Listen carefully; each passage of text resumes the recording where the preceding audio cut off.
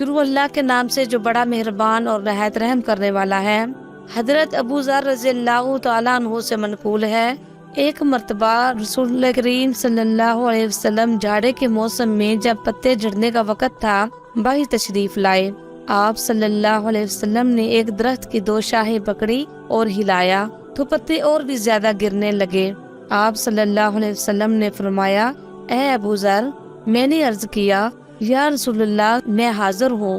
آپ صلی اللہ علیہ وسلم نے فرمایا، جب مومن بندہ خالصاً اللہ کے لیے نماز پڑھتا ہے تو اس کے گناہ ایسے ہی جڑتے ہیں جیسے اس درخت کے پتے کے جڑ رہے ہیں۔